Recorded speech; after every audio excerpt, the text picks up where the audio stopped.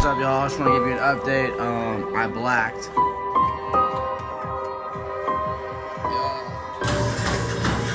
Carver champion. I'm in peak condition on my 1 mile bear crawl. Shout out to Devin Lemesque. Did the marathon. 1 mile challenge. Man in the fucking arena. not good. The sun's shining. Finish through me. I'm gonna crush this half Ironman, honestly. Some might say it's a suffering. Does it look like I'm suffering? Come on. Start somewhere. Run before you can walk, baby. Let's go. Oh, you did it!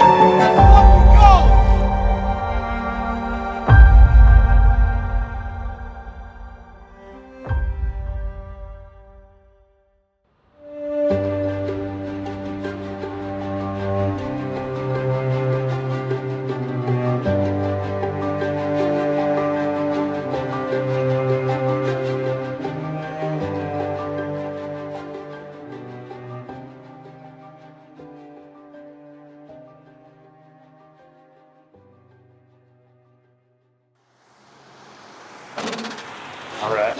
Yeah, I would definitely recommend getting as comfortable as possible on this rig. Yeah. 2.5, right? Yeah. 70.3. Yeah. I should say. They changed the name. Yeah. Cool. And you're doing that solo, right? Solo dolo. Yep. And that's in a few months. That's in 3 weeks. 3 weeks. Yeah. Okay. Yeah. Okay. I'm good on the swim. I'm good on the running part. Biking, I'm just. It's on Sunday, 3 weeks from today. Yeah. Yeah. There you go. 3 weeks from today. Which one is it again? It's in Santa Cruz. Yeah. I had a mountain bike this whole entire time. It was my dad's, but in reality, I needed a road bike. So I reached out to Ian. I was like, yo, like, if you know anybody, like, I need a road bike. I reached out to Steve. I said, hey, Steve, I heard you had a road bike. Do you think I could borrow it for the race? And he goes, absolutely, come on by. So I went by there. He had 2 extra pairs of shoes. He had a helmet, and he had the bike. And I was like, oh, this is sweet. I'm ready.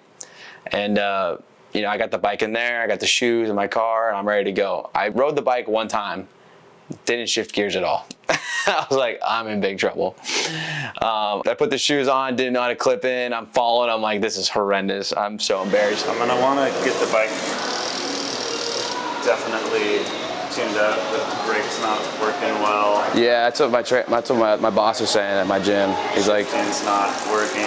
Which gym are you going to? I work at Minnie's House of Pain over there. Yeah, at Alright Hills. I know Vince. Oh, do you? Yeah, oh yeah. Okay. We go back. So Vince Minnie, he is my mentor, now my boss. He's been a huge part of my life, just athletically wise and mental wise. My mom worked out with him in his basement at the 4 a.m.s back in the day. I was probably in like 2nd grade when she started. And then, you know, my brother started out there a little later, and then they always had these Saturday morning runs. And I'd always go out and, you know, do the Saturday morning runs as well with my brother. I wasn't ready to go lift yet, but I just knew about Vince. I remember till this day, I'm young. And, you know, it's Saturday morning, I'm like 8, right? I just want to go watch cartoons and, you know, eat my Cheerios, right? And maybe go play some video games. But, you know, and I'm tired, right? Actually, I wasn't tired, but to myself, I was probably tired at the time. And, you know, I yawned one time and he ripped into me. And I'm like, what just happened? Like, it was like a wake-up call. I'm like, oh, this is Vince Minnie. You know, saying like, basically like, you yawn on the field, like you got no, like you don't want to work, like all this stuff, like you yawning on the field, like if you want to yawn, you go back to bed, you don't have to be here, like you don't need to be great, all the great players are out here working, you know. I'm like, whoa, wake up call. I've probably known Brock now. How long have I known the Martin family? Oh my gosh, I think Brock was in 4th or 5th grade when I first met him. And the irony behind Brock was that, again, Brock reminded me a lot of myself, where there weren't, in my opinion, a lot of people who ever thought he could get it done. Couldn't finish, right? And but the one thing is, he was always there. He always showed up and could make people laugh. I mean, people would say that, you know, he'd be the butt of the joke, but in reality it was Brock who was making people laugh. And so I always remembered that about him. And honestly, I would look for him all the time.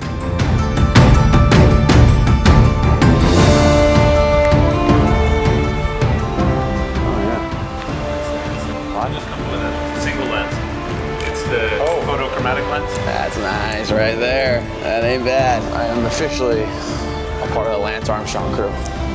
Click, clack, click, clack. Usually I hear this in football season. Now I'm a cyclist. What a lifestyle change, huh? Feeling like a biker. Got the gloves, the shoes. Already got the chamois. Just learned that like 3 days ago. Whole new cycle. Shout out to Crowd Lab, Biker Bar Cafe, hooking me up big. Aero bars, I'm learning biking like in a speed school online class.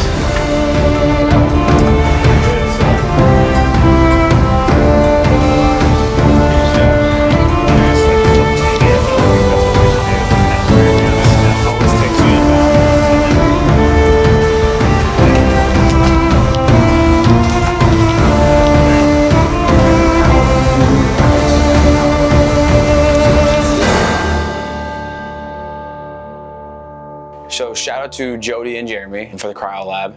Jody's father, Wayne, is the mastermind behind my biking skills. Do you want to win this? Probably not. I just want to finish. That's the goal. Oh, there we go. That's what I wanted to hear. That's all I wanted. I just want to finish. So I'm sizing you up. You're going to finish. Yeah. And I don't know you anything. Right. Okay. You're going to finish. Wayne is the professional biker. He's been biking his whole entire life. He knows the ins and outs, the secrets of the biking lifestyle. Hi, I'm Wayne Nunn, and I'm the father of my daughter, Jody Nunn. Now Jody Skaggs. Her and her partner have put together this company called Cryolab. And I do all sorts of things here. I help out with the tech part of this business and sweep the floors, whatever I can do, assemble furniture and stuff. So that's been real helpful, I think, to both of them. Jody came to me and asked me if, let me restate that. She told me if I would train this young man in a half Ironman on the bicycle leg of the event. And I thought about it and I thought, okay, well, when is the event? Thinking it was going to be spring 2023. And in fact, it was about 2 weeks out. So that was a tall order to meet somebody for the first time and put together a set of goals and objectives and what he wanted out of this event. And that in itself was a challenge. Cryolab supported him as an asset for getting him a bike that will fit him, getting a bike that has the right components on it. And my role in all of that is to make sure that he knows how to ride this bike. He can shift the gears and all that stuff. I took him out on some courses that I ride here in El Dorado Hills and Folsom, and he did pretty good. I challenged him a few times, and that was fun. You know, here I am in my 70s and we're kind of semi-racing out on the flats, maybe on hill climbs, stuff like that. And it was great to see him excel so quickly. When Wayne and I ride, we chit-chat on things that I think I'm gonna do during the race. We chit-chat on things that, you know, what's coming up, how to approach what's coming up, how to overcome like little obstacles that, you know, a biker who had never biked before would, you know, be kind of tensed up on. When he's riding, he's always kind of in front of me and my focus is always on what gear he's on. That was my goal, was to always be on the same gear that he's on. And then when I got in front of him, that's what I kind of learned. So he's like, all right, go ahead in front of me and we're gonna go up this hill, let me see what you got. And then I would do what he did before and he'd be like, that's good, that's perfect, did really well. I'm like, sweet, so I learned something. You know, I learned how to, you know, shift uphill. I learned how to, you know, gain speed without standing up or without losing speed. I'm more of a visual learner overall, so me just watching how he bikes is like how I mimic my own biking. I mean, because that's how I learned through football. Any sport I've done, like it's all visual learning. And he just did whatever I did. If I went down on the drops from up here, he went down on the drops. And I told him to keep his lower back flat in certain situations. He did all of that. And I knew that this is a quality young athlete. If he decides to continue this sport, he's going to be a force to reckon with. He's got what it takes. This year's event is in Santa Cruz, California. So they head out onto Highway 1, which has a lot of rolling hills. Not necessarily super steep. The overall elevation gain is just over 2,000 feet, not too bad. But still, can you shift the gears, anticipate coming into a climb and saving your energy and crest and continue on? Just spin the legs a little bit, nothing crazy. Now it's time to do a little recover. Probably gonna go run later. Why not, right? Got a race in less than a week, so might as well just hop on that.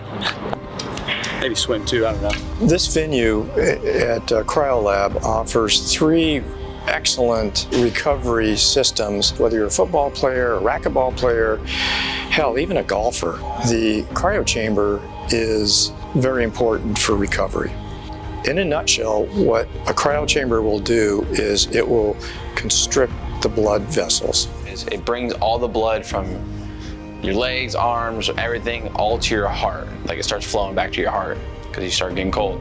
And then once you step out of that chamber after 3.5 minutes, that's when the recovery starts happening and you get more blood flow all back throughout to your body. And what that means is basically muscle recovery, muscle repair, all that good stuff happens for you. 30 degrees colder.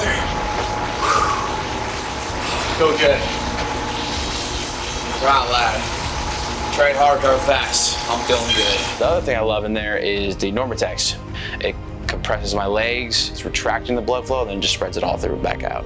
I also do that for my back and my hips. Literally my favorite thing ever. I feel like there's a massive release in my lower back every time I do it, especially from biking, going like this all day and running. Like you definitely need that. When I'm done with this dynamic compression and I finish, 15, 20 minutes of it, I go, holy cow. I feel great between the cryo chamber, dynamic compression. It's essential.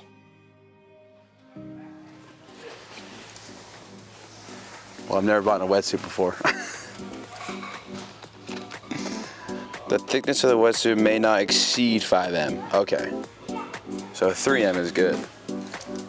I need a medium. Right? Not bad. It's not covering the neck. Should I go try it on? Okay. It's not bad. Hey, not below the elbows, not past the knees. Nice and tight. I am gonna be in Fantastic Four. This is my super suit. This is what it feels like. First time I ever put a wetsuit on. So. Oh yeah. Versatile. Precision. Yeah. I'm thinking 20 minutes less. Let's put this thing on. All right. Sounds good. All right. Well, we're 1 week out, 8 days, technically. Got the wetsuit, 8 days out. Never too late, right? All right. 1 week out, just got the wetsuit yesterday. You're gonna literally test the waters in it. Got Christian here, got the jet skis. Lake's a little low today, really low, so we're just gonna drop him off in the middle of nowhere and just start swimming until I can't no more. That's the goal. So here we go. Let's go. Christian Dyer is a professional rugby player. Plays for the USA team and plays for a team in Houston. Our connection now is definitely way different than it was before. I just knew Christian as a person who played at football at Jesuit. And then in college, I kind of knew him a little bit. I knew he played rugby at Cal, but we didn't really connect, but we just knew kind of each other. And when we went to Vince's, we say hi. It wasn't anything crazy. We went apart, but we followed each other throughout our journey. And then it kind of came back into a full circle. We were kind of on that same path of wanting to be successful, wanting just to enjoy life at its fullest, just cutting out all the bad habits that we used to have. Woo! So we are going 2 miles an hour. Oh. That's it? Yeah. Holy. Tired? Bro, sometimes I question, how did I swim almost 4 miles blows my mind. That blows my mind, bro. Hopped in there and I was swimming, having a great time, and it kind of turned into like a workout, but also turned into a little fun life experience because, I think I had like an epiphany that day. Like sunrise is just so much better than anything else. The colors are all enhanced. I felt like I was like just seeing a new life in the morning. It just felt like I was in a good state of mind and like at peace. It was awesome. Being with Christian probably just these past couple weeks, I think we got a lot closer as a friendship for sure, because we're kind of on that same path of wanting to be successful, wanting to just enjoy life at its fullest, just cutting out all the bad habits that we used to have that just we don't need anymore because there's no need for it. It only just brings out that bad energy in us, only just takes away from us when we can just be doing our own thing or giving back to others and living life to where it's just most healthy. So I think that's where Christian and I kind of came together. Money. Now I just gotta ride 56 miles and a half marathon. Easy. Let's go. Woo! A weight vest. With weight vest. So we're 1 week out. 1 week out. How we feeling? What's the mind? What's that conversation like? I'm not dreading it. It's just like I'm ready to get done. Yeah. I just can't wait to cross that finish line with the pack on. Yeah. That's gonna be, because I already know like I'm gonna be huffing and puffing and leg shot, IT bands, like I'm gonna finish it whether I'm crawling or what. Yeah. Like I'm getting there. I don't think I'll be crawling, but it's gonna test. It's gonna be the ultimate test in my mind. That's what it is. Like the first ultimate test in my mind, and see who the fuck I'm really about. That's why I have that famous quote by JP Jordan Peterson that I live by is like, in life you're all in, so you're blind to all your weaknesses and you're blind to all your strengths. So why not go find out what those are? And so far, I haven't found out what those are. Facts, dude. So I'm gonna go find out what they are, and I probably still won't find out what they are after Sunday. No, you probably won't. But that's the best part. Life's darkest moments, you start to understand who you are, what you got, what more to the table you can bring. Yeah. And those are the only times where you really get to see what you got, what you're all about. Yeah. So I'm excited for you, bro. I'm excited too. It's just, it's been a crazy journey so far. I'm trying to figure out what's next on the docket. Yeah, let it come to you though. I know. Focus on right now first. I'm already thinking ahead. Let's win next weekend. Winning next weekend. Ironman 70.3, 9/11. I got the swim 1.2 miles, 56-mile bike ride, and then the half marathon. But I will be setting the world record for running the half marathon with a 50-pound vest. Two things, in honor of 9/11, and I used to be 220, so now I'm putting 50 pounds on back to being 220, and I'm gonna dominate myself. Challenging the challenge, there's already people being uncommon in the Ironman race. And as David Goggins says, baby, be uncommon amongst the uncommon. Let's fucking go. Roll the clips.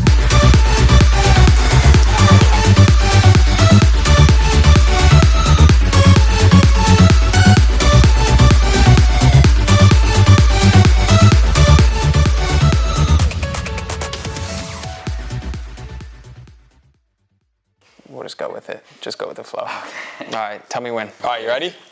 Yeah, let's go. What's up, guys? This is another episode of The Chase. I'm Christian Dyer. I'm Brock Martin. Today we got a very special guest. We got Nate Ebner, 3-time Super Bowl champ, USA Rugby Olympian, graduate of The Ohio State University. Today we're gonna talk all things success, life, winning, and ultimately chasing a dream. Let's start with like young Nate and like where you grew up and really like what about your childhood is important for Brock and everybody listening, to know to really understand who Nate is. Yeah, I mean, I grew up in Springfield, Ohio, Columbus, Ohio, more specifically. My dad grew up, my dad had a family-owned salvage yard, junkyard business in Springfield that has been in our family for 4 or 5 generations. And, I just kind of grew up in a very blue-collar life. But along with that, I had like extremely loving parents, especially my dad. My relationship with him, I wrote a book called Finish Strong, and obviously the book is about my sports journey. That's kind of the vessel for the story, but the meat of it is my relationship with my father and the character he instilled in me, and how fortunate I was to have such a special person in my life that really taught me how to be a man, how to work hard.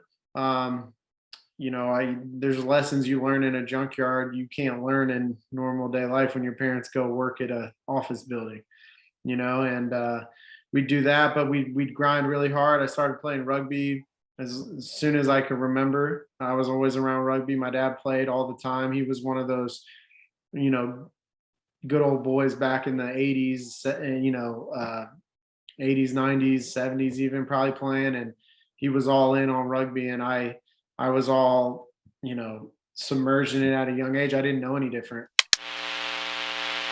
It was almost like a perfect storm for me to say, what, screw it. I'm going to go walk onto the football team and see what happens. And so I had that conversation with my dad, and he was very supportive. He was like, if you're going to do this, you need to do it all in. You need to go with everything you have. And if it doesn't work out, rugby will always be there for you, which it would have been. But he was very adamant that if I was going to walk onto the football team, I need to give it everything I have, not kind of play rugby in the background and just go all in. And I told him at that dinner, like, with the goal being I wanted to try to get to the NFL, because if you can have success at Ohio State, you can play in the NFL. So that was kind of my goal. And that was the last conversation I had with my dad. He drove back to Springfield, and the next day he was beat to death in the junkyard. And, that was the last conversation we had. And that was a tough time in my life. I dropped out of school for a quarter, and, was really trying to find myself. My mom was a big part of bringing me out of that.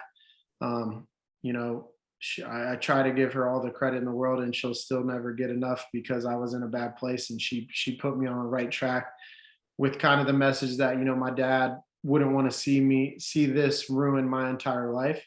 And, that really struck me. And I changed my mindset from feeling sorry for myself for losing my rock and my best friend. And I kind of changed my mindset to be one of gratitude, where I was really thankful for the human being that I had as a father figure in my life for 19 years.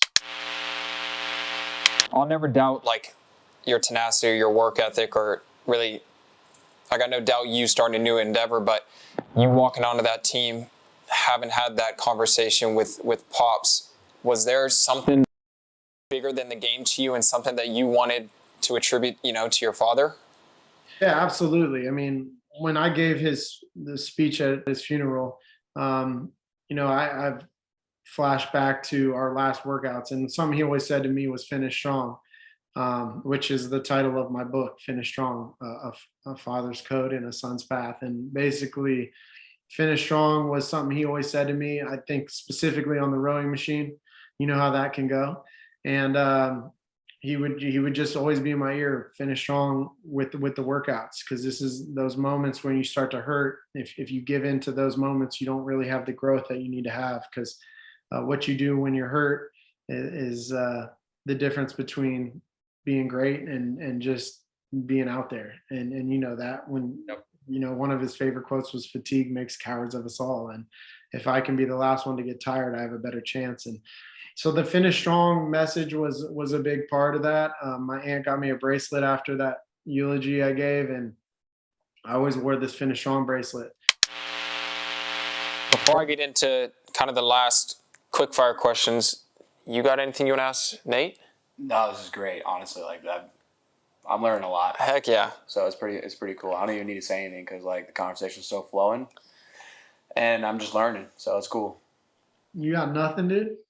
I mean, you can ask whatever you want. I mean, I'm just why he's wearing a hat, because he's got a bad haircut. No. No, I think just the hard work and dedication that you've been talking about is something that I've been working on this past year.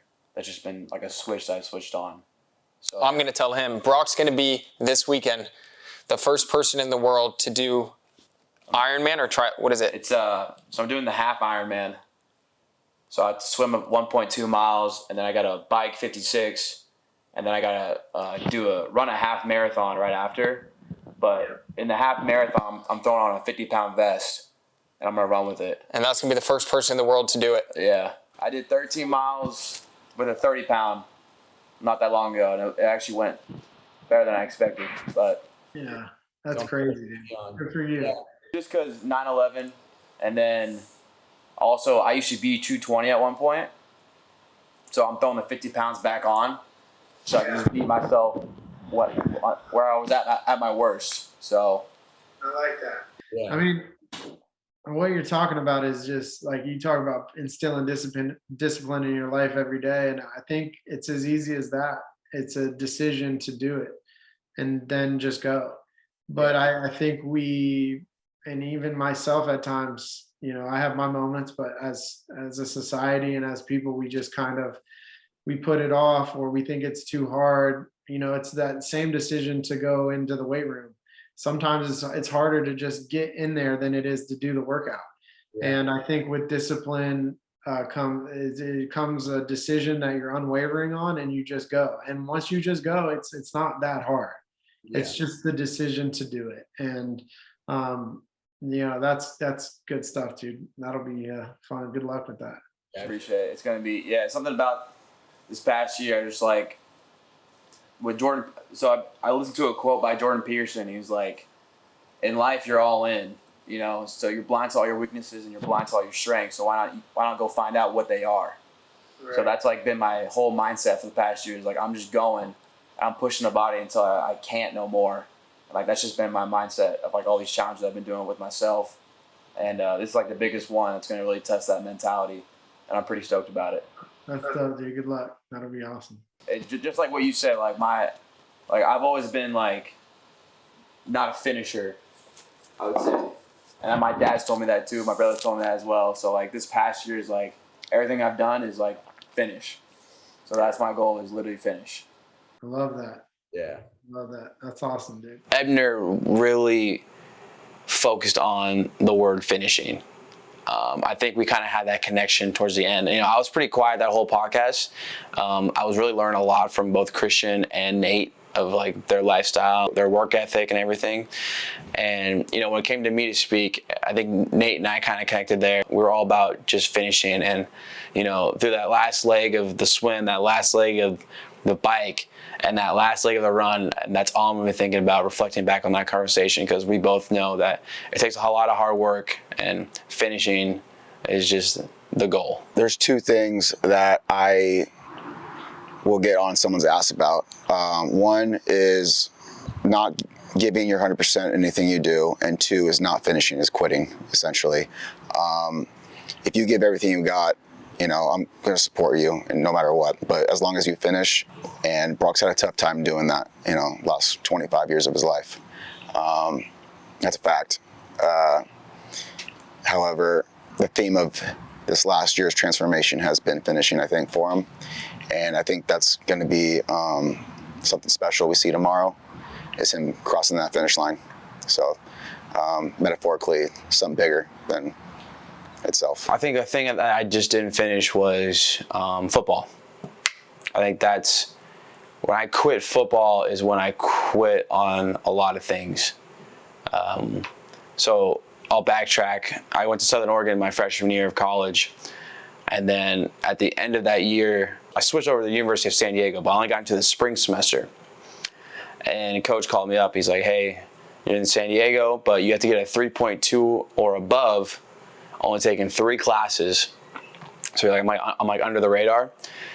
And that allows me to play for the next season, but I have to go to a JC. So I do my redshirt freshman year, and then I had to miss out on a year and go to a JC of playing. But I'd take those 3 classes and get a 3.2 and above.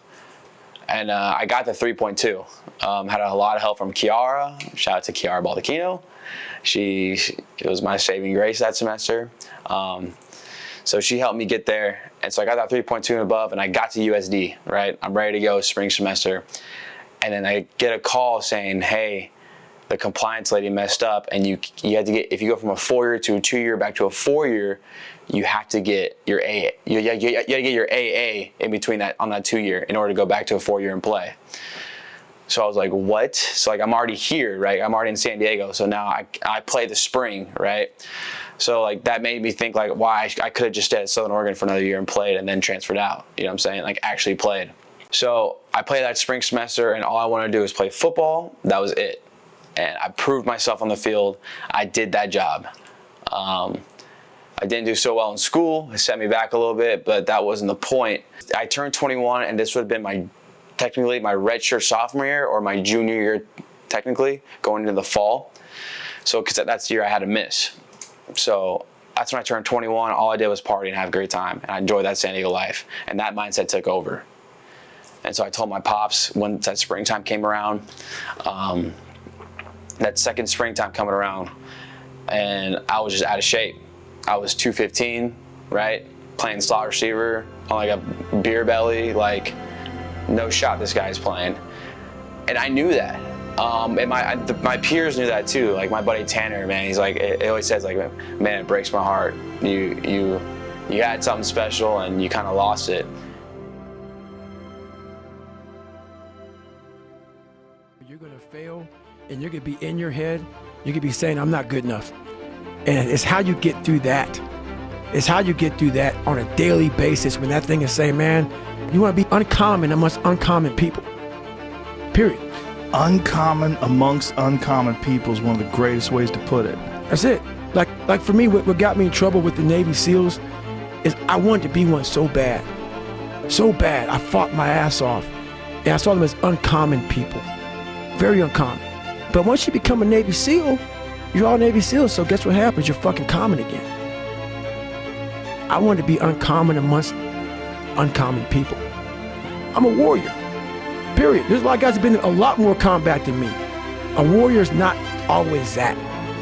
A warrior is a motherfucker who says, I'm here again today.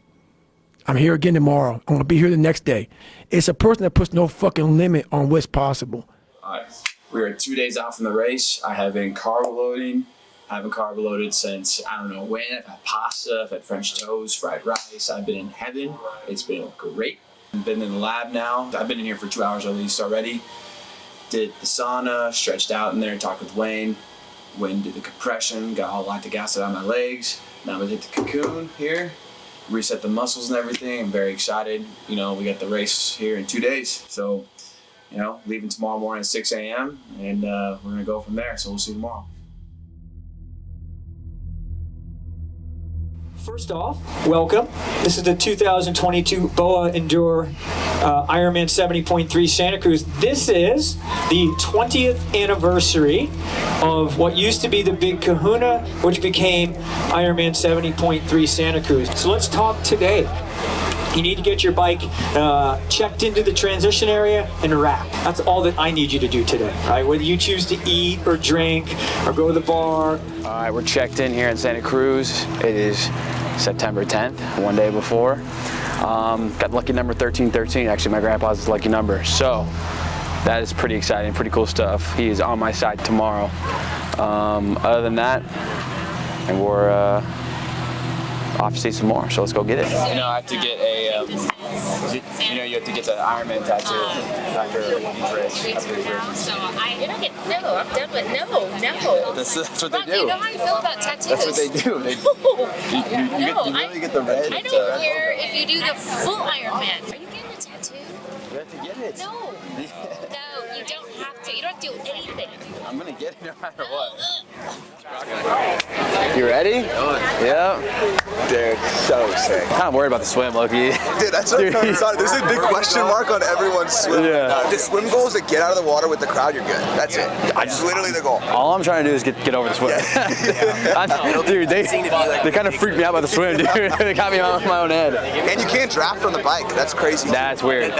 Yeah. You have to stay in certain distance. What, six bikes length? Yeah. Well, you go to a penalty box. Like, what? Yeah, I'm on hockey. Like, what? The points at the end. That's nuts. That's what I'm saying. All right, we're here in Santa Cruz. We got Pacific Point, Market and Cafe. Got a Cali burrito, breakfast Cali burrito. Got a kook behind me as well as screaming and yelling. A hell of a breakfast burrito size. Let's dig in here. You know, 3 bites. Everybody knows the rules.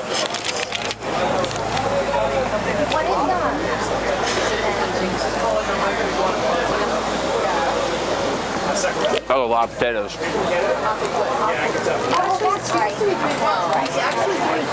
Some great mush going on there. You check it out. I'm not sure if that's spinach, avocado, what the hell is going on there, but I like it. You know what? Maybe when we get down to that. Did you respond to that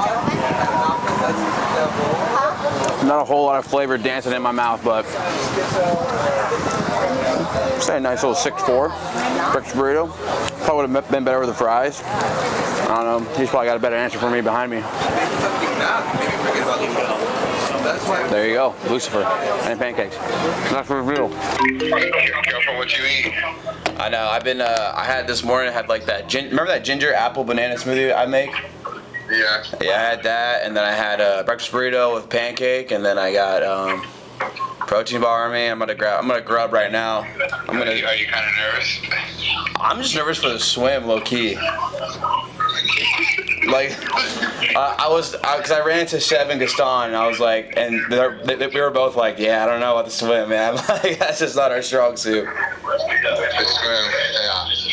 But it's gonna be good. Like, it goes the pros first, like a men and women's pros, and then. Oh, nice. You can just go later. And then they say line up appropriately, so it's like 20-minuters, 30-minuters, 40-minuters, and it's like all that. Yeah, just line up with people that. Yeah. So I think Gaston and I are gonna go in the 40-minuters. That's cool. Yeah. What time's the kickoff? 6:50 a.m. I gotta go down there at 5 to You gonna go to bed early? Yeah. I'll wake up at 4. I'm gonna be down there by 5 a.m. Get all my stuff together because in the transition area, and then. Why would you wake up at 4? Yeah, I guess you're right. Yeah, I gotta be over there by 5 a.m. But I want to do a little. I get my mind right. A little cup of Joe. Get the morning tradition going. Yeah. Cup of Joe, take a shit. Yeah, exactly. Yeah. Well, shit, man. Good luck. Let me know after. Text me when you're done. Appreciate it. Yeah, I'll give you a ring. You figure out how to change a tire? No. If that tire pops, it's gonna be all over you, man. I know. Yeah, trust me. I know. I'm gonna be in deep shit. But you know what? I'm taking the risk. Yeah. All right, bro. I'll talk to you tomorrow. All right, brother. All right. Good luck. See ya. Peace. My best friend Ian Book, we actually went to the same preschool together, Rainbow Land, up there in Placerville. I mean, he was probably my first best friend I've ever had. And it all happened through football, really. But Ian's always been on my back. I got his back. He's been like my guy through it all. He's seen my ups, he's seen my downs. He calls me out. He'll call me out my shit. He'll get me better. I think I get him better too in some ways. But he's always looking out for me, and anything with him, it's just always a good time too. He's literally like another brother in my family. He's just the guy that we're always communicating. Like, we probably communicate every day till this day. Voice messages, just checking in, Snapchats, just sending each other videos. Even when he went to Notre Dame and played football, became the most winningest quarterback, I'm always bragging about him to everybody. That's my boy. Like, that's my best friend. Like, I know it sounds bad, but like, no, I'm hyping him up. Like, that's my guy. And now he's in the NFL playing for the Eagles. I'm excited to go out there to Philly. It was funny. I was training with Ian Book one day in the gym, and Brock was training with him. And I said to Ian and Brock, I said, Ian, what do you think about Brock being a trainer? And Ian looked and goes, I don't know. I think he'd be good at it. And I said, I know he would. I said, the quiet as it's kept right now, and he's right there. I said, he just doesn't know he would. And Brock kind of looked at me. I said, what do you think, man? Do you think you'd want to do something like that? He says, well, let me think about it. I said, okay. Well, 7 months went by, 8 months went by, and again, nothing. I always kept my tabs on him. And because believe it or not, I hear a lot in this town. And so little birds land on my windowsill all the time, and they talk to me. And so, again, I said to Ian, I said, it's funny. 7, 8 months ago, I mentioned something to Brock, and I've yet to hear from him. He goes, really? I said, I'm telling you. So Ian came into town again and he called me up and he said, hey, he goes, can I come and train? And can Brock come with me? I said, it's funny. I said, every time you're in town, Brock wants to come here, but I don't see Brock when you're not in town. And I knew that would get Brock sparked. But what Brock didn't know is I kept watching on Instagram and he would do this 3-bite burrito thing. And it was just amazing how he gravitated toward a camera, how he can gravitate and he'd draw people to him like a magnet. So when he came in, I sat him down very seriously and I said, listen to me, you've tried your hand at everything. I said, and I'm telling you, you were born and raised and meant to be a trainer and a coach. I said, you just don't know it yet. I said, let me ask you a question. What are you doing right now? He says, nothing. I'm like, okay, cool. Why don't you come and try this? Just give it a shot. If you don't like it, we part ways, still friends, not a problem. Lo and behold, Brock took hold of it, and I truly believe to this day, he has found something that he knows he can finish at. And if you look at his transformation, it's pretty amazing. And it wasn't just the whole burrito thing. It was how he literally lost 50 pounds. If you would have looked at Brock from the standpoint of his college life to where he is now, the time frame is small, but the transformation is amazing. Monday, Tuesday would be school, Wednesday would be school, and then Thursday I would have school, and then I would go out, and then Friday out of school, and then maybe I didn't even go to class, I would just go out.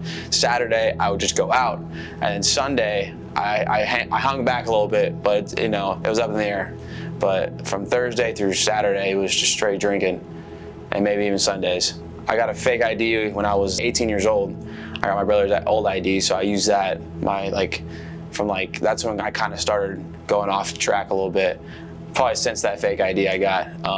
When I was at Southern Oregon University, after every Friday practice, I would go grab a 12-pack of Corona Extras and literally just down it myself and just play video games. That's literally all I did after every Friday practice. I just thought it was cool back then. I could buy alcohol at 18 and I could do this, but I took advantage of it, and it definitely had some setbacks on me for sure. I didn't stay in shape. I didn't get any faster. So that kind of all just led up to where I was at in San Diego, just being the party guy. And I was at the bar scene before I was doing 21 in San Diego, so I knew the ropes. So then I just kind of led my own way with my friends I have today in San Diego. So I would, everybody wanted to be with me because I just knew the ropes already off the bat. That's being there in bar scene at 19 years old in San Diego. So I just kind of, everybody piggybacked off me. They loved to be around me. And just, I brought that sort of energy of party-wise for sure. And I could always still bring that, but I just, I choose not to anymore because, it just sets you back mentally. So the 21-year-old life took advantage of me over time. I was 185, and then I got to 220 pounds, and I was just eating food, drinking, like I said, drinking from Thursday through Sunday damn near, eating the shittiest food you can have, just burritos all the time, which is not a bad thing, but obviously it impacted me in a horrible way. And the worst part is how you perceive your own self, because when I perceived myself back then, I would have never said I looked that way. I would have never thought, it looked like I had looked like my face was, that's what they say, all my boys say. They say I look like I got stung by a bee. My face was just so puffy at 220 pounds, and I knew I was big and around here. I'm yeah, I don't have a six-pack anymore, whatever. But I didn't know I was big in the face or in the neck. And I get all these Snapchat memories from literally 2 years ago. I'm what the hell was I doing? Or 3 years ago, 4 years ago, or even when I thought I was fit too, at 185 playing football, not even close to what I was today. So the self-perception of myself was astonishing, because I was just I don't know, I never thought I looked that way. And then now I see myself today, and I'm just thank God I made the the switch. The mindset I have today is significantly different than what I was 2 years ago. Significantly different even a year ago. And you know, it kind of started though, getting back on track a year ago, I would say. But 2 years ago, definitely, if you asked me what I was doing today, I would have said, hell no. No way. No way I would have done all this about 2 years ago, if you would have asked me.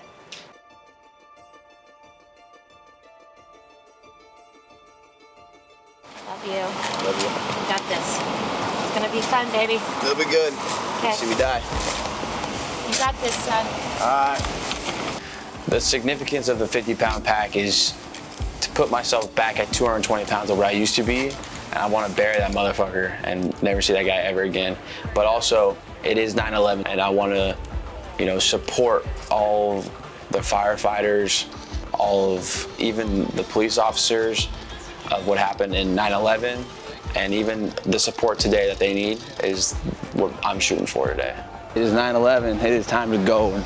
66 degrees out, water's probably 50 something. I got the wetsuit on, you know, the adrenaline's flowing, I'm feeling good, I'm even looking even better.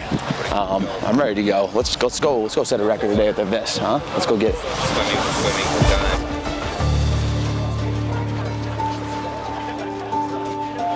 Damn. So I gotta go all the way out, down, and come back. That's wild. I don't know why it's wild, because I just swam across the lake. It wasn't enough. Not even close. What we got here is the Ironman official tracker, so everybody can find me and know where I'm at. Yeah. Like my mom and dad, and if I get eaten by a shark. I am somewhat confident for the swimming part. I didn't swim a whole lot. All I did was swim across the lake, but I did every style of swimming you can do to get across that lake. And I probably made up a style. So I honestly am going to be somewhat confident on that swimming, but I'm going to finish it. I almost have kind of pre-game jitters like I used to have, but I think I was more locked in. I didn't have like those butterflies in my stomach. I had like that, I want to get in this water and I want to just go and I want to dominate this thing. It was a cool experience to see. I mean, there's 2,700 people out there, and I'm just out there, you know, doing my thing by myself in my own world, and I'm just zoned in. I need to get in this water. Like, I'm ready to go. I'm sick of waiting. As soon as I got to that top of the line, the adrenaline just shot right through the roof. I saw the people to my left, the competitors. I looked to my right, and there's a bunch of line of people. You know, I see my Uncle Fred, I see my cousin Jeff, I see Luke. Woo! Knowing my family's up there at the pier, like, it fired me up, knowing like, all right, I'm competing for something that I've never competed before my whole entire life. And like, it's just like a new adrenaline rush that like, I just love. And my feet touch that water, and it's a little cold, you know, but like, you don't even think about it. You don't even think about that cold. You get in that water and you're just like, all right, I'm going. The wetsuit rubbed me raw on my arms, obviously, and it rubbed me raw on my back and my neck. That was probably the only thing that I was really upset about, like throughout the whole entire event, that just like was just bothering the crap out of me because it's just burning. I may have kicked like a couple people in the face while I was swimming. It's just chaos out there, you know. It's every man for themselves in that ocean water. I took a big sip on accident and I wanted to throw up. I took about 6 seconds of just dry heaving because I was like, oh, I'm gonna throw up on somebody. It's not gonna be good. In my mind, I thought I was gonna finish swimming in an hour, and I finished it in 40 minutes. So that was a big plus on my book. So right when I got to the beach, you know, I could see my family cheering me on. It brightens you up when you see like your supporters out there, and it hypes you up a little bit more. And as I'm getting out of the water, I'm running on the beach, grab my sandals, and I'm just trying to take my wetsuit off. And as I take my wetsuit off, you know, it's just, I got this rub on the back of my neck and on my arms, and it's just raw. I don't know what happened. I even put butter on it. So like I get to the transition area and I take this wetsuit off, I'm feeling better, but like my arms are scraped up. This was the worst part, just like my arms and my neck. And I get that butter, I just slap it on there, and I slap it on my neck. The worst stinging pain I've ever had in my whole entire life. But I just put it on there. I looked like if I was super pale and you put sunscreen on in the summer and it just looks white. Like that's what I just had on. I didn't care. It was way farther than I expected. I thought we were just hugging the pier. Oh no. We were like football field away. I throw my socks on, I rip my socks. I didn't bring a towel because my feet are wet, so I rip my socks, put it on because they're so tight. Throw my shoes on, my gloves, glasses, put my food and my nutrition in the back, and my helmet on. I run my bike over to the outside of the transition area, and then I'm on the bike and I'm ready to go. I am very confident for the biking leg, especially shout out to Wayne, who has taught me everything about biking because I knew zero right before. If it wasn't for him, I'd be out there probably still not shifting my bike because it didn't shift before. You go through this nice little village, nice little wind, this bend, all along the ocean. It's just beautiful. You're riding and it's so peaceful, but at the same time, you're like, okay, now I gotta step into gear. I gotta start picking up the pace. So right now he's going from, he's on the 19th, 20th mile, and he started off when they tracked him in his first phase, he was going 15 miles an hour. Now he's up to 19 miles an hour. So he's increasing. I don't know if they're going downhill or it's adrenaline, but he's getting up to the 29, then they'll turn back around and come back to the starting point through here. They finish up right through there, and then they transition. He's doing a great job. Wayne and I, we always talked about, just being at 15 miles per hour on an average speed, and I picked it up and I went 18 miles an hour, which I was pretty impressed with that part as well. The farthest I've ever biked was 43 miles and probably a 1,200 elevation climb. This whole race was 56 miles and a 2,400 elevation climb. So as I'm going through the whole biking, there's all these climbs that I've never really used to, but thankfully for Wayne, I knew how to, switch gears and get in the right spots to climb those hills. And I think climbing was my strongest part. I feel like when I was climbing, I was always passing up all these bikers, and on the way down, I was kicking in the gear. So I was starting to figure out the whole biking game. I was feeling really good. I got to the mile 27, which is the halfway mark. I was feeling good. You can't, it's for a certain, a 0.5 mile, there's towards that end on the halfway mark, there's a no pass zone. So you kind of just all get in a line. And I looked back on accident one time and I went to the dirt road, and I swear I almost probably popped my tires. I almost fell over. It was actually pretty funny, but I caught myself. When I got back on, I got all these little the sticky things in my socks, so it was pretty funny. Once you pass that passing zone, you're going again. So you kind of give your legs a little rest. It was tough. I couldn't reach for my nutrition because I think the pockets were a little too high. But it was nice because I didn't really know there's always aid stations along the way, and you just see people grabbing drinks or grabbing fuel. I'm like, where am I gonna put these water bottles or these Gatorades when I'm drinking them? I don't have any spot to put it. My water bottles are using the spots. So then, after the third time seeing the aid station, I just see bikers just sipping a couple things and just tossing it to the side. I'm like, all right, this is what I'm doing. So I grab a Gatorade, just chug a 3 sips, and I just try to make it in the trash can if I can on the run. Try to do a little flick pass. At a certain point, those climbs were getting to me. At mile 45, my quads were just firing. And there was a time where I was like, I just need to step off. I need to step off. I need to stretch my legs. I kept standing up on my pedals because I just wanted to flex my quads and just stretch them because they were just getting so tight because I've never climbed that much before. It was a new thing to me. And I would just, at mile 45, I was struggling, and I was in my head mentally so bad. There's a point where I was I saw people on the side of the road. I'm like, I don't want to be that guy on the side of the road, because I saw them and they're just sitting there and they just look like they're just pissed off because they know they can't go farther. Just seeing those people help me realize you're better than this. Keep going. So by the time I got back to the transition area, Luke saw me too. My legs were just crushed. I was stretching them out. I was getting fuel in. I was doing everything I can within a certain amount of little transition time. And then, at one point in my mind, I just knew I was stalling for this run and throwing the 50-pound pack on. 3 hours, average speed of 18. Crushed it, dude.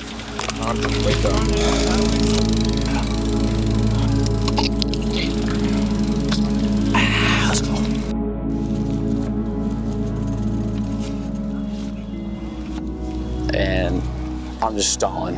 I know I'm stalling because I'm dreading throwing this 50-pound pack on, and I'm also just gassed in my legs. Like I'm gassed. My legs are just destroyed. So let's go test the mind and see where we're at. So when you see it, I'm just walking, I just throw the pack on, and I'm just walking through the transition area. I'm like, in my own head, I'm like, we're about to do something special here. So we gotta make it happen. And as I just pass through those fences, I can just already see people looking at me on the side saying, what the hell is this guy doing? Like, what on earth?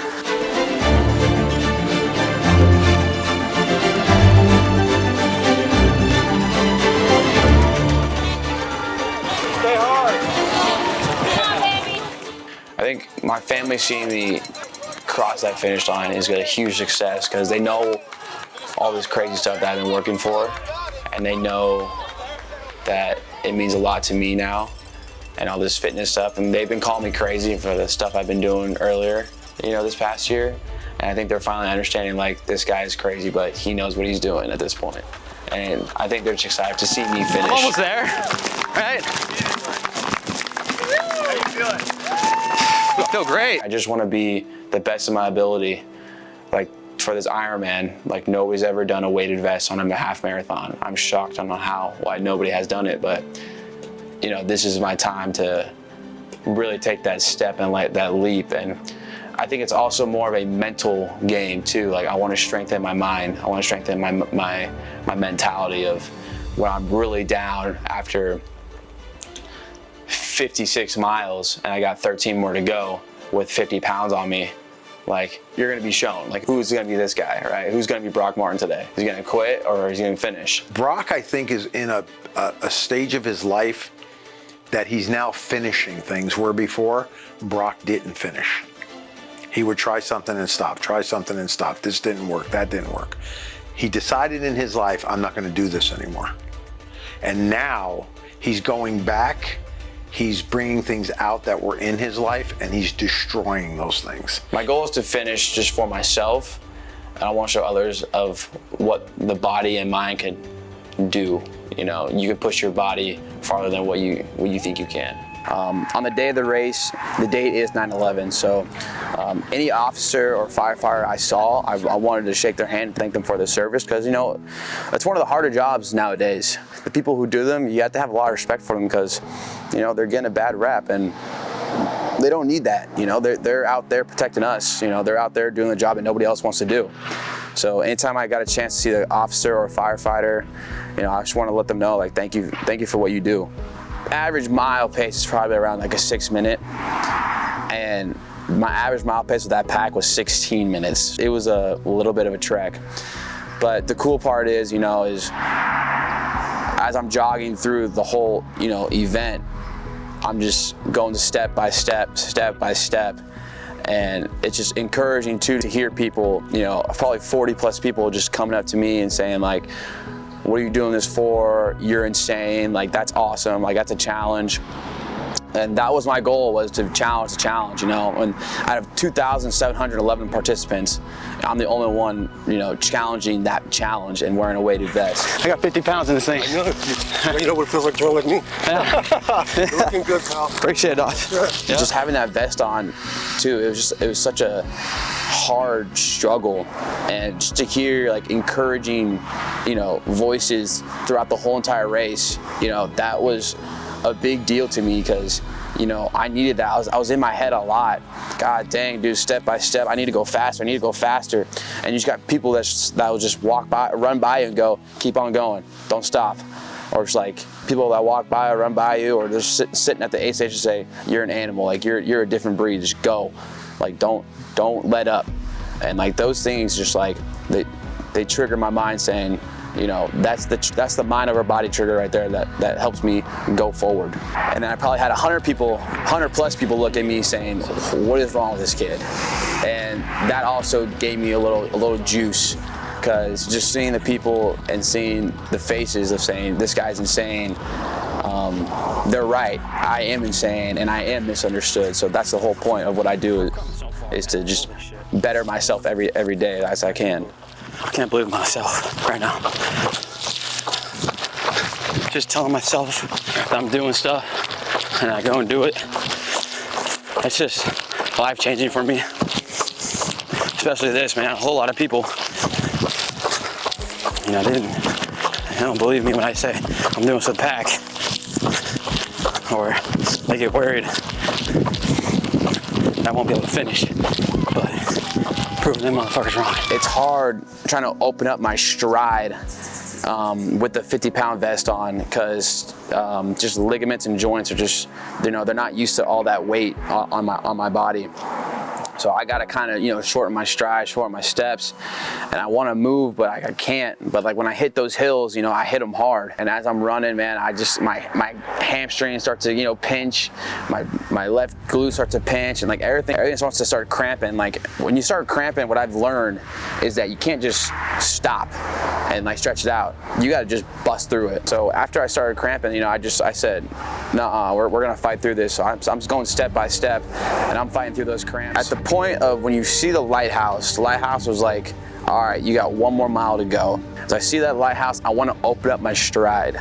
But my back of my calves, my Achilles on both of my feet, they start to just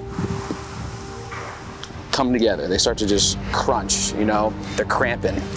And once those cramp, my big toe and my second toe start to go like this. And so I'm like walking like, I'm walking weird, I'll tell you that. I'm walking like if I got pegs on my feet. That was a struggle. I just wanted to get there. 1.1 to go. Oh, I'm cramping. No.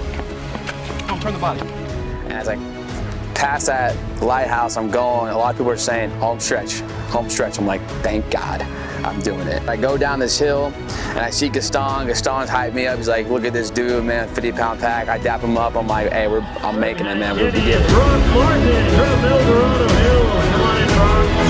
Jim Wright from Manhattan Beach. Steve Denny from San Diego. We did it. And I'm going down. I can hear the crowd just roaring. The announcer announcing my name. I got my family to my right. You know, it was just a great emotional experience, because like it's just something that I've been working for so long this year. And like, you know, I was gonna get emotional about it, but you know, it was just like a thing that I finally did. You know, I put my head down, I worked hard for it, and you know, I accomplished it. And crossing that finish line was a different, it was almost like scoring a touchdown, like a game-winning touchdown. It's that same feeling, the crowd's roaring, you cross that finish line, and it's like, you know, I haven't had that feeling in so long. And it was just an awesome experience, and I just, you know, I want more of it now. But I want to actually win at this time. I crossed the finish line and finished this Ironman, but in reality, my fitness journey and my Ironman journey is far from finished.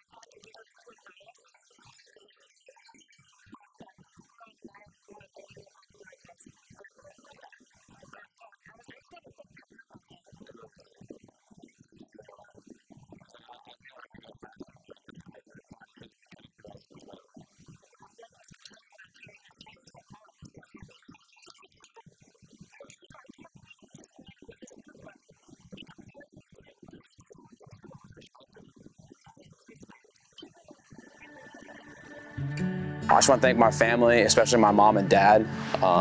You know, they've seen me go through the thick and thin this whole entire year of just going from at my worst to, you know, at the top of my game, you know, going through a whole roller coaster of loops. And I can't thank them enough for this whole support and them coming out and watching me. You know, it means the world. It's like them coming out to another football game for me. It's just, it means so much to me. And, you know, they work so hard, you know, day in, day out, especially my dad and my mom. They just, you know, their work doesn't go unnoticed. And, you know, I thrive off that because, you know, I could always just sit around and just not do much at home. But them working hard at the restaurant, them working hard in their daily life just gives me that that drive to, you know, work hard as well and do as much as I can for myself so I can support myself and even give back to them at some point. And, you know, I just love them so much to death. And if I can be half the man my dad and, you know, if I can be half the person my mom is, they're just, you know, I'd be perfect, but I'm nowhere near that, and I never will be. And you know, they're just my rocks. So I appreciate them so much, and I don't want to thank my brother for coming out. You know, I think it's been a good journey with him. You know, he's pushed me to a certain limit of, you know, suffering was a big key for us. You know, I never really learned how to suffer, but at the same time, I didn't really feel like I didn't suffer during that race. So. Maybe I'll suffer when I'm dead. And I know my sister's out there, she's at school, so I love her always, and I'll be seeing her soon. And shout out to my Uncle Fred for showing up, and just everybody in my family who just show support. It's been an awesome journey. Just want to shout out to Biker Bar. You know, without Adamon, you know, my bike wouldn't be shifting, my bike wouldn't be doing anything, I'd probably be falling off. Like, it was a mess at first. So I want to thank Adamon for just dialing me in for the whole entire bike with the aero bars, you know, shifting especially, new tape on the bars, just everything, a new seat. You know, that bike got me through a lot of things this journey. I just want to give a special shout out to the Cryo Lab, Jeremy, Jody, Ellie, Dylan, Wayne. They've done a remarkable job for me. You know, recovery is the most important part, especially for an endurance athlete. And using the compressions, the chamber, the sauna, the cocoon, it has rejuvenated my body after every workout. I feel like after I'm done working out, I'm done using their equipment, I can almost go work out again. Like, I feel so much better about my body, and leading up to this, I've never had anything like this before in my whole entire life. And just knowing that I have all this equipment to get my body right is like relief. And they've done such a great job helping me out with my tri-suit, all my biking gear, especially Wayne helping me learn how to bike. I didn't know a lick of biking this whole entire time. And if it wasn't for Wayne, I would be, you know, a chicken with his head cut off out there riding a bike. But you know, I can't thank them enough. They're such great people. It's such a great establishment here they have. And if you are around, anywhere around, please come check out Cryo Lab.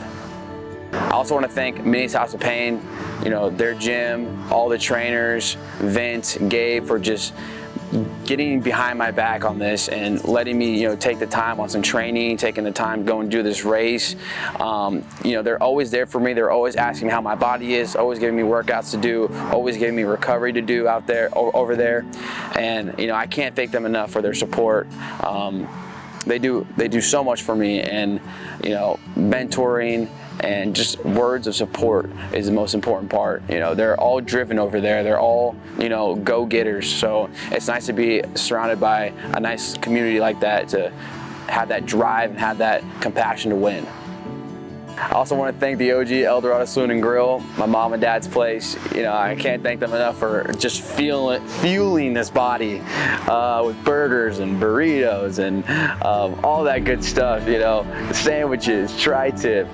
You know, I can't thank them enough. Always, the El Dorado Saloon and Grill. It's you know, my second home over there, and I'm there probably every day.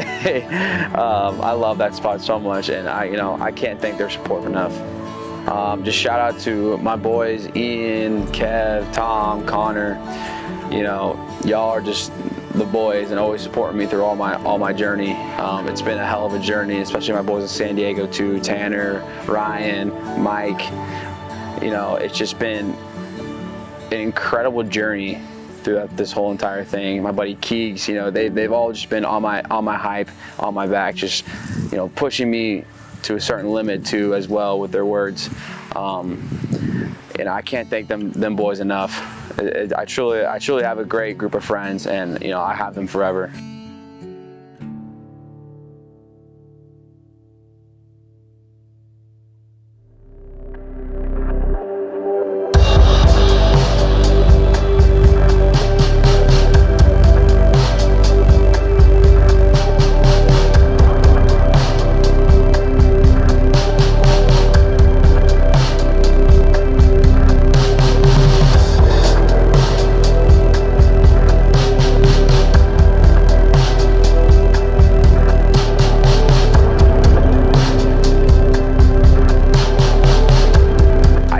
signed up for the Ironman 70.3 in San Diego. The king of PB is coming back for the dark ages, baby. Let's go.